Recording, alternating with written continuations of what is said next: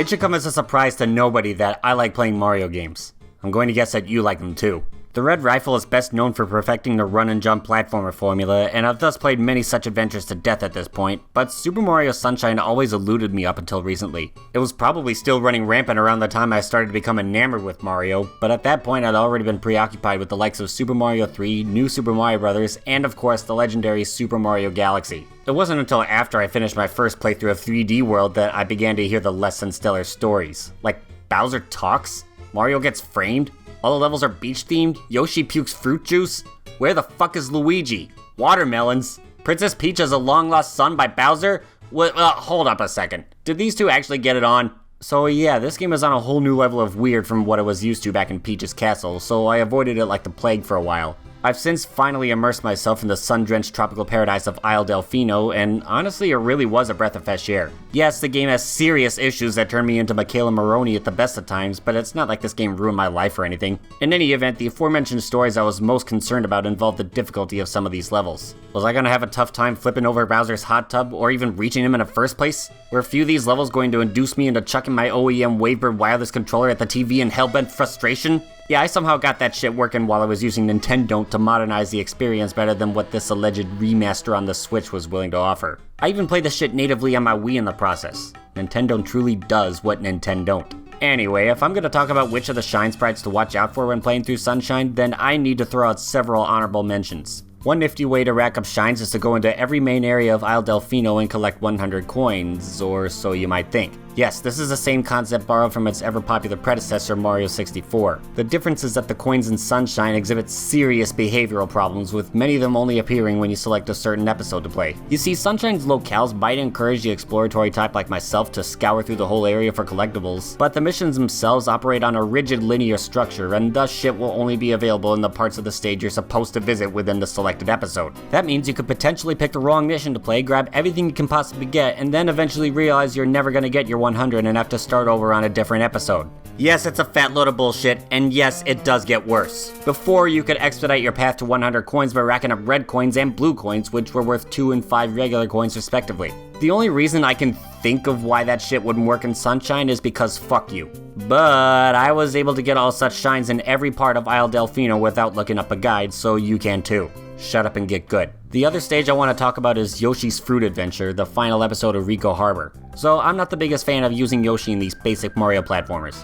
He moves around okay in Sunshine, but Mario's awesome dive maneuver and side somersault get taken away whenever I'm riding the suddenly not green anymore dinosaur. He becomes a fucking luxury I can never afford when I'm just trying to control his jumping momentum while he's doing his flutter kick. There's shines in this here cage, but I struggled to death getting Yoshi there because I bumped onto the side of these platforms and lost all momentum and fell. Wait a minute, Yoshi can't fucking swim? You're supposed to squirt fruit juice at the cheap wannabes to turn them into floating blocks that you can ride to the next platform, but then they start to move away from your target, and you suddenly have to make much bigger jumps or even attempt a spin jump to get where you need to go. I had so much trouble landing these jumps, and I fell and lost Yoshi so many times that I was momentarily convinced that Yoshi's Fruit Adventure was going to top this list. But then something happened. I later found out that I was doing it wrong. So you hatch Yoshi, who's always trapped in an egg, to start the level by kicking the correct fruit over to him. Here he always wants a durian, so he always goes purple when hatching. I know that doesn't sound significant, but if you veer off to this palm tree on the side, he can eat a coconut and turn pink. I saw a guy on YouTube do it once and was saying to myself, well, what the fuck is that gonna do? You wanna know what happens with the pink floating blocks that Yoshi creates with his fruit juice? The fuckers float up. It trivializes the whole jumping from platform to platform bit. This shine is basically the last 40 blue coins I was left to collect. I found myself less mind-blown by how to actually go about nabbing it and more inclined to just drop my Wavebird into the shitter and say, well, I tried. So now you know what I'm facing going up against the list itself. As I start listing off my 10 biggest sources of agony from this game while I keep my sanity, can I refrain from clamoring for a full-on remake of Mario Sunshine for 5 minutes? Well, let's find out. I'm that eternally bitter squid boy from 10,000 years in the future, and this is my list of the 10 hardest, you get it, you're smart. Going into this game, I was unsure what I was getting into in terms of potential boss battles. The only ones I knew about were the gigantic ink sac 5 million times, and then Bowser in the hot tub for, reasons. It kinda left it up to the imagination to guess what ridiculous ideas would have awaited me in a largely aquatic themed title like Sunshine. And then I followed this Mario doppelganger into Pinna Park for the first time, and he completely and totally freaked me out. Because an oversized mechanical Bowser toy is the last thing I want to see in Isle Delfino's only pure amusement destination. I mean, I've dealt with such gadgety things before, but that merely involved gravitating onto the robotic menace and disassembling it bolt by bolt. In space. So how do I go about destroying this monstrosity? It's an amusement park, what the fuck do you think? So the idea is to launch a bunch of missiles at Mecha Bowser while riding this roller coaster, which, well, it's a roller coaster. It'll send you spinning and spinning and spinning in every direction possible, and you gotta use a C-stick camera to adjust your field of view. And that's this episode's only saving grace. Remember dealing with the C buttons on the Nintendo 64? This battle will be fucking impossible with those extremely limited controls. So that's all good and dandy, until you notice a little detail on the right that drives your heart rate up shit creek. Someone please enlighten me on how that's fair. How am I supposed to fixate my focus on aiming my rockets towards not Bow Wow when I've got the screeching cry of a bullet bill or two ringing in the back of my head? I don't want to get hit. In a normal boss fight, I'm able to deftly maneuver Mario's bottomless bum away from large piles of danger, but what the hell am I supposed to do when these little shits come at me from both directions to the point where one comes out of nowhere because I'm just trying to stop the other slowly catching up to my ride? Yeah, I know the answer seems to be just worry about the gigantic metallic target over the pool, but it's just too frustrating to feel helpless from the wailing bullet bills targeting me from everywhere at the same time. Getting this Shine Sprite for the first time left an awful taste in my mouth because it happened to be the first episode entering Pinna Park. Yeah, that'll encourage me to go back to clear the other required stages. I mean, what other nightmare fuel do I gotta worry about next, right? Well, at least I easily figured out how to trigger this whole boss approaching animation. I should have put the game down the moment I realized I was stuck on this upcoming stage. I should point out that the progression system in Mario Sunshine isn't like other girls. Beating the game any percent isn't dependent on collecting a certain number of Shine Sprites. No, because that would make too much sense. See, you gotta complete the 7th mission in every area of the game, and never mind that you're pretty much not allowed to deviate from the episode order, because if you get stuck on any level beforehand, you're basically done for dinner. I ran into another boss battle in Petey Piranha early on in Bianco Hills, and the fight was kinda gross, but nothing I couldn't handle, aside from the background music not wanting to work properly. Now, Bianco's supposed to be the first stage of the game, so I certainly anticipated a similar story going into its 5th episode, Petey Piranha Strikes Back. To its credit, upon selecting the mission, you get a nice camera pan that guides you towards the unsuspecting sleeping piranha creeper. The bad part is that the whole place is filled with this brownish toxic waste that spawns an infinite number of these fucking gooblers. This game really needs a bath. So once you're atop this cliff overlooking all the townsfolk, your next task is to get the fucker to wake up. Okay, so how do I do that? I can't reach him from behind this fence. I wish I could spray that far, but nope. Why is a swarm of flying pigs here? They're annoying as shit. So then I got the idea to do some nifty acrobats to get, oh, for Petey's sake. Great, now I can't get back to safety either. I'm sure you figured it out way faster than I did. So then the fucker flies away and brings you down to where the fucking sails get in the way. Yeah, all he does is stay up high in the air to the point where you gotta risk taking loads of fall damage to get up to his level, because this battle wouldn't be complete without having to worry about the fat tubs of shit he won't stop throwing up. But at least I don't have any more of those pink little pricks clogging up my— Are you shitting me?! You know, I almost forgot about this level when I was going about organizing this top 10, but revisiting it now, I cannot deny just how tedious and annoying it is to complete. But for number 8, why don't I move on to a stage that I'm sure a lot of you remember. You might be aware that Mario Sunshine contains a bevy of stages that take place in these hidden parallel universe type worlds that put a greater amount of emphasis on pure platforming than you might expect from the sun-drenched tropical you-know-what. I've seen a lot of you silly Octolings go into panic mode when Shadow Mario takes away your portable pressure hose for these stages. In reality, this for me is when the game is at its fairest, well, when my waiver wants to communicate properly, so I only feel the need to talk about one of these secret areas, and that's the secret of the Pianta Village underside.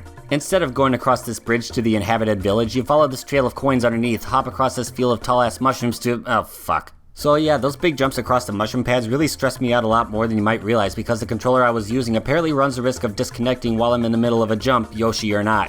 Thank the Lord for these one-ups. So you go to the secret area, you talk to this Pianta over here, and he says 3 words that trigger your PTSD. Yep, the way to the Shine Sprite is the desperate hope that there's a wall back there to block you from falling for days, which was kind of a rare sight in this game when looking at the elaborate locales. Now you might be thinking that I could just use FLUDD to simply hover past those large pits, and in any other situation you would be correct, especially going for the red coins later in the game. The issue here is that you have to factor in Shadow Mario stealing your hover pack the first time reaching the secret area, plus you have to beat this mission in order to progress the game, plus there's no fucking way around it, plus did you notice the chucksters aren't throwing you straight? Yeah, where your hairy ass ends up is all dependent on the angle at which you trigger the text box animation, so he'll just chuck you straight behind him based on where he's facing.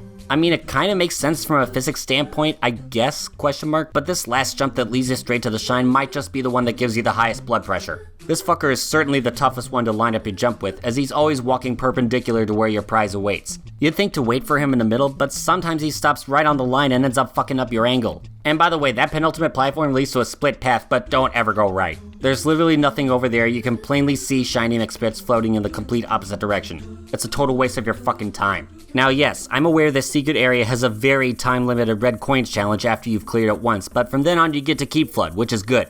Whichever way you swing it though, you can rest assured that the path to this shine is mostly linear, unlike in a later mission still right here in Pionta Village. I find it interesting that this locale switches back and forth from day to night through each episode you clear, but it's hard for me to get immersed in that little detail when there's a swarm of gargantuan flower fluffs invading the village and I have to comb the whole damn stage for 8 more red coins. Was that really necessary? This is like a throwback to those incredibly expanded purple coin levels in Mario Galaxy in the sense that I've known the Great Space Game most of my life, except these red coins are pretty much all hiding in the outer reaches of Pionta Village. You'll have to scale the prototype tall trunk at the center of the area, risk disturbing a fucking beehive, break open a random box, wade through thick grass, up your ass. The worst one without a doubt is in that whole underside area. You know, where you cling onto the mesh fences and somehow not have to worry about having your stamina totally getting drained from the lactic acid build. Oh goddammit! Let's play a little game, why don't we? I call it, where do you think the shine sprite will spawn after I get this final red coin?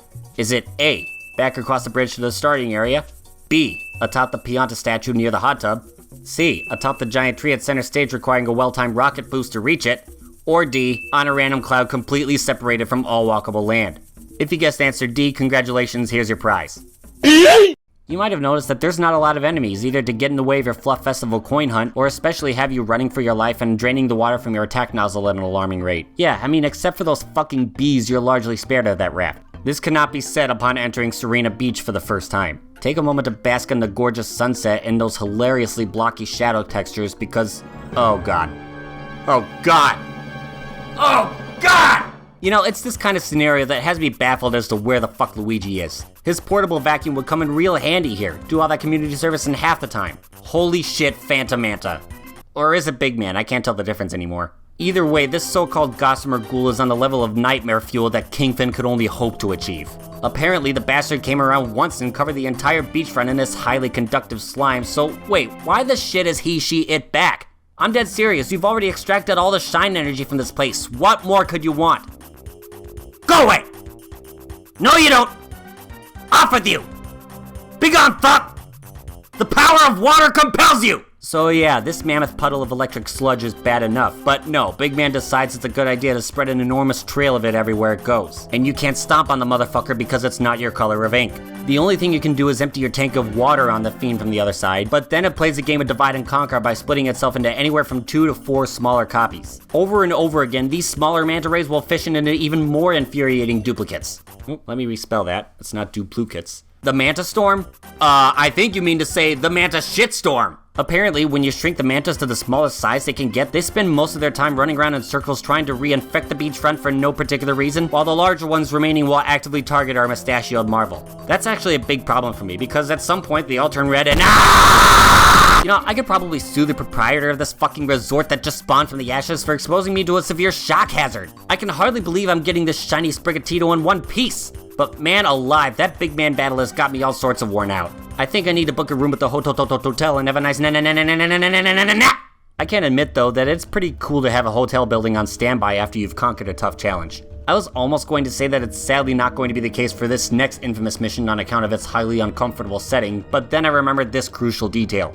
It's the final boss. And no, I don't feel that I'm making that same mistake with Corona Mountain. Yes, I said Corona Mountain. You might recall that I put Bowser's Galaxy Reactor at number 2 in my Mario Galaxy hardest list. But more than likely, it was probably just a bitch about how I couldn't avoid taking hits in the same part of the stage. But looking back at it, I've since been able to tame those disappearing blocks with a tiny bit of mastery. On the other side of my affinity for Mario games, there's that volcano stage. Corona Mountain is an actually difficult final level. Never mind the Bowser fight, if you make it there you should be home free. No, the real highlight of the volcano is this treacherous triangle of tricky trials. The 3-stage gauntlet to determine if you're even worthy of conquering this beast. I didn't think that was necessary. The beginning of the stage has you hovering across tiny metallic platforms while being careful to avoid either getting spiked to death or burned alive. This is actually the most nerve-wracking part of the level for me because, again, my wave be channeling its inner Sandbird at the worst time. Oh, son of a bitch! Right then, what's next? Oh no! Nope!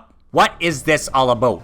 How in the mother-loving shit is this mud boat not melting in all this lava? So flood is the motor of choice for propelling your way forward here, but you have to be damn precise, like down to the fucking degree to get this thing going exactly where you want. Otherwise your mud boat is gonna start veering too far one way, and you've gotta do your best to stop the boat while not making a Joy-Con drift any further, because otherwise it'll just keep accelerating straight towards the lava pillars, where even a slight scrape will cause it to disintegrate, at which point you go for a dunk and then it's back to square one with you. It's just not fun getting around this way, because you pretty much have to be painfully lethargic with your motor movements. This will at least make the boat ride somewhat manageable until you notice all the cobalt money scattered just over the death pit. This is how you know the developers wanted you to suffer. This is when Super Mario Sunshine jumped the shark. You go through an elaborate obstacle course and a mud boat ride from the 9th circle of hell, only to comfortably rocket to Bowser's hot tub and flip him over pretty much unopposed. Maybe the real Bowser battle was the friends we made along the way. Thank God my princess is alright. Anyway, you can tell me that Corona Mountain's extreme difficulty is mostly carried by having those 9 infamous blue coins there, but don't you worry. The final 4 missions on this list don't have any extra collectibles to tarnish their reputation as agonizingly tall tasks. These are the levels that everyone remembers, and I was kinda made aware of all your frustrations with these guys long before I took this game on. I personally think a few of your complaints were somewhat overblown, but I would be remiss to not point out that my palms were pretty damn sweaty grinding out these last few stages. So how about we start off number 4 with a pop? Wait, let's back it up a bit. What the frickety frack is this fucking game's freaky fetish for festivals that feel nothing like festivals? It's so foolish. You definitely remember toiling in Gelato Beach, from spraying these godforsaken cataquacks off the mirrors to hatching the fucking sandberg and scrambling for the red coins without falling off. But the worst part awaits you in the final episode, where this Pianta with the juicer is itching to make some smoothies and wants you to bring him the biggest watermelon because reasons. Seriously, what about all these other watermelons over here? Could you not use them to make smaller smoothies? I mean, size shouldn't matter that much, it's a festival for fuck's sake. So you'll find a bunch of watermelons lying around the stage, and you might be thinking to yourself, wait, how do I know which is the biggest? Well, it's always the one way up top, overlooking this whole beachfront. The idea is to get it from here to there. Push it, headbutt it, spray it forward, I don't fucking know. You just gotta avoid the 5 million things down below that could pop this shit, allegedly. It seems like there's a lot of hard surfaces no matter where you roll it that could make it explode, I guess from bumping it into it too fast or with too much force, so maybe don't headbutt it, I guess. I was awfully concerned about the watermelon picking up some insane speed from rolling it down this big hill, but it just didn't. It took its sweet time and settled gently beside the ledge. Physics. The real stress test is getting it across this boardwalk, because there's a tiny upwards ramp you gotta go up first, and I kinda don't feel comfortable taking my time up this little incline, because it might just roll back down past me and or end up in the shadow realm. I do have good news though. You can actually eliminate the cataquacks altogether simply by luring them into the dune buds. You can even get these guys to walk off the edge with careful manipulation. Talk about game breaking. As well, if your watermelon does go boom, well, it'll quickly respawn back atop the cliff, so no need to wait till next year. You also don't lose a life for crimes of destruction of property, so that's nice. As you might have guessed, you simply don't get that luxury when going for the number 3 hardest can of Sprite. Let's set the stage for this infamous challenge, why don't we? Do you remember tilting against a giant robot Bowser, firing rockets at its metallic frame while dodging all the flames and bullet bills screeching towards you? Turns out the amusement park owner chose to spin that battle into an elaborate stage play type ploy to generate business for Pinna Park, the shit people do out of corporate greed. But the roller coaster has actually been down from maintenance for most of your stay. Maybe it'll reopen in time for a special episode to test how well you can shoot at all the basically moving targets. Oh no! It's the Mecha Bowser battle on fucking heroin. There are 20 of these pink Bowser Jr. balloons floating all over Noki World, and you have 3 laps to pop them all. Yet, these are an unusual variety of watermelons that you really want to unalive, but it's a fucking roller coaster! Ah! Now, I know what's on your mind right now. This is on the same level of ridiculous challenge as taking out the trash or burning boxes in the Galaxy games, right? I know a lot of you Octogoombas have trouble with those incredibly unforgiving timers, but you at least didn't have to worry about getting a game over there. The game just let you try again right after the fact. You can tell exactly where this is going. It makes me not want to try this mission again after failing it once, especially if I got up to like 19. It's so demoralizing.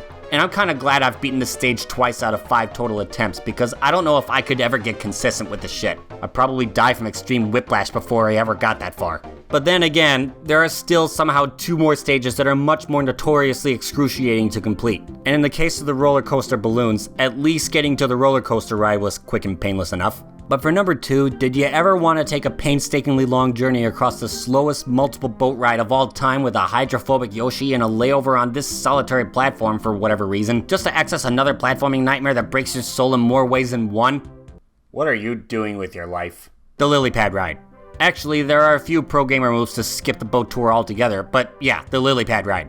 Looks can be deceiving. On the surface, you're just using FLUDD's hose nozzle to propel this lily pad down the fastest flowing river in video game history and reach the 8 red coins. I would say this shin sprint is on a similar level of frustrating controller throwing endgame bullshit to Wing Mario Over the Rainbow. But how could that be? It's open for business as soon as you get Yoshi, potentially way sooner if you're a speedrunner. Aren't these bonus stages supposed to be inviting? You thought similarly back in Corona Mountain. It's a chore to backtrack if you miss a red coin, the lily pad disintegrates if you stay on it for too long, and this pipe is not a shortcut to the beginning of the level. Seriously, you will have a bad time if it go down to shit. It's the equivalent of falling out of that damn cloud stage, only with even less of a reason for it to be there. Oh yeah, this water is lava apparently. I mean, it can't be poison water if it kills you from dipping your shoe in it. That's not what this polluted water in Noki Bay does. This deadass cannot possibly be water. I am so fucking confused right now. Now, if you reach the end of the river but miss the coin, you could carefully tread the narrow edges of the path if you can somehow point the camera in the exact direction, or you could clip into the poison river with a well-timed hover jump and then quickly backflip to get back. Oh, fuck, maybe not. My point is, at least there exist several useful hacks to make the infamous toxic flume level just a little more bearable. Yeah, a bunch of the levels I've already mentioned seem to share this common theme of being more frustrating than a fair challenge, so they might take a favorable bounce going your way to complete. And there's nothing wrong with getting a little lucky every once in a while. Hitting the final balloon coming down to your very last shot? Bitchin'. The watermelon rolled right into the path of several cataquacks but somehow managed to not trigger a single one going after it? Yeah, gladly take that. Now go to sleep. This pinball machine is so jank that it pushes you in every direction at once you can't afford to make a single wrong move because you're fully at the game's mercy in a stage that's about 90% based on luck alone, catalyzing my holding out for a Sunshine remake. I mean, some of you little Octopath travelers apparently have this game working on your Switch now, but seriously, you're just playing the original game all over again. This shit's not even running at 60 frames per second. The fuck is wrong with you?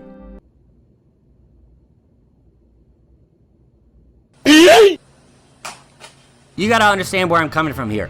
I like Mario Sunshine. Going into it as late as I did, I really took it as a breath of fresh air. Long after I had already digested all the new Super Mario Bros. Games as well as those blocky shits, I found the level design in this game gave me the chance to get real creative with my moveset thanks to having the FLUDD pack on me. Let's be real, the pachinko game more than likely would only work on Sunshine for having the hover ability on standby. But the fact that Nintendo still expects me more than 20 years after the fact to deal with this much jank when going for all these red coins is quite disturbing. I don't want to ride this boat for 10 years. I would have liked the endgame sequence to involve more than a tiresome scavenger hunt for the most cryptically hidden currency in history. And I absolutely hate it that what should have been perhaps the most theoretically fun level in this game essentially became a fucking crapshoot. You know how most arcade machines that look like skill games are rigged to only pay out whenever they feel like it? Pachinko would be one of those parlor games. It's the kind of bullshit that does not belong in a Mario game, draining you of your time, your money/lives, your sanity, and your will to live all at the same time just because. You could find a way to get good at literally every other stage on this list by, let's say, figuring out when and where to shoot 3 balloons at a time, or perhaps mastering Mario's control on super narrow walkways. There might be a reliable strategy for collecting these red coins on a consistent, but the Pachinko game is just too broken for me to not worry about what this shit's gonna do to you next, and that's why it could only possibly be the hardest stage in Super Mario Sunshine.